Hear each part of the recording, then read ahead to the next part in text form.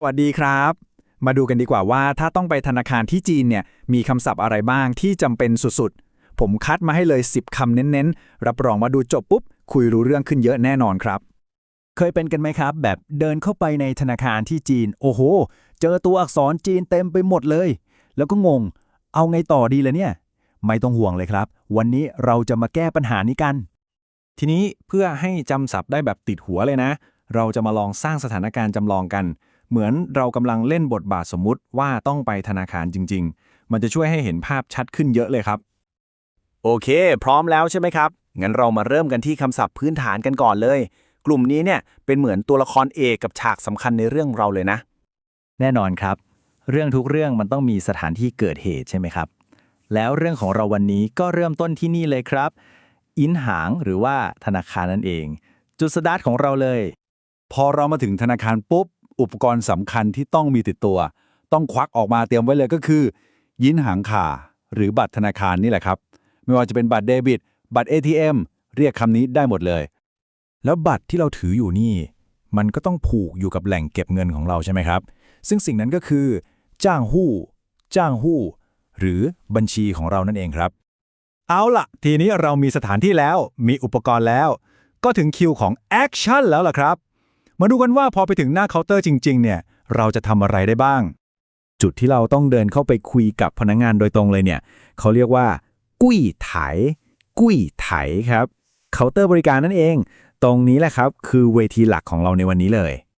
ธุรกรรมยอดฮิตอันดับหนึ่งเลยก็คือการเอาเงินเข้าไปเก็บในบัญชีหรือที่ภาษาจีนเรียกว่าฉุนเฉียนฉุนเฉียนการฝากเงินครับผมมีเอาเข้าก็ต้องมีเอาออกถูกไหมครับถ้าจะเอาเงินออกจากบัญชีเราจะใช้คำว่าฉุยเฉียนฉุยเฉียนหรือถอนเงินนั่นเองเห็นไหมครับว่า2คำนี้มันตรงข้ามกันชัดเจนมากๆฉุนเฉียนคือเอาเงินเข้าส่วนฉุยเฉียนคือเอาเงินออกจำง่ายสุดๆเลยแล้วก็อีกอย่างหนึ่งที่ขาดไม่ได้เลยในยุคนี้ก็คือการโอนเงินใช่ไหมครับภาษาจีนใช้คำว่าจวนจ้างจวนจ้างครับก็คือการย้ายเงินจากบัญชีเราไปอีกบัญชีหนึ่งนั่นแหละนี่เลยครับ3คำกริยาหลักๆของการไปธนาคารฝากถอนโอนจำแค่ฉุนเฉียนฉี่เฉียนจอนจ้าง3คำนี้ได้นะโอ้โหครอบคลุมธุรกรรมที่เคาน์เตอร์ได้เกือบหมดแล้วครับ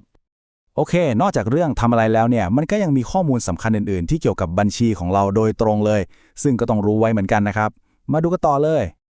หัวใจสำคัญของการรักษาความปลอดภัยบัญชีเลยก็คือพาสเวิร์ดหรือรหัสผ่านครับไม่ว่าจะถอนเงินโอนเงินทำอะไรก็ตามยังไงก็ต้องใช้เจ้าสิ่งนี้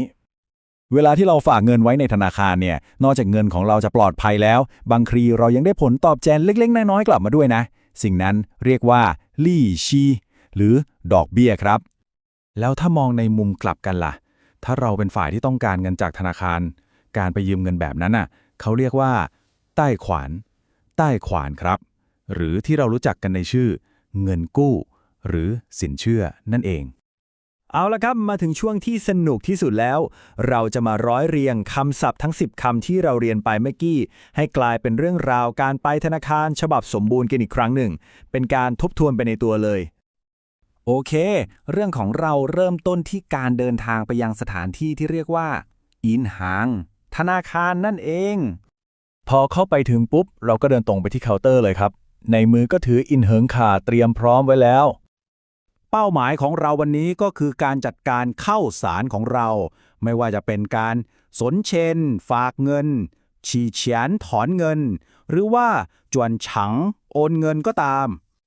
และที่ขาดไม่ได้เลยกุญแจสำคัญในทุกๆธุรกรรมก็คือ password หรือรหัสผ่านของเราเพื่อความปลอดภัยสูงสุดและสุดท้ายเพื่อให้เข้าใจเรื่องเงินทองมากขึ้นเราก็ต้องรู้จักคำว่าลี่ซีที่แปลว่าดอกเบี้ยแล้วก็คำว่าใต้ขวานที่หมายถึงเงินกู้ด้วยครับเป็นยังไงกันบ้างครับกับ10คำศัพท์สำคัญสำหรับการไปธนาคารไม่ยากเลยใช่ไหมครับหวังว่าตอนนี้ทุกคนจะรู้สึกมั่นใจมากขึ้นนะคราวหน้าถ้าได้ไปธนาคารที่จีนลองเงี่ยหูฟังดูสิครับรับรองว่าจะได้ยินคำศัพท์พวกนี้วนเวียนอยู่รอบตัวเต็มไปหมดเลย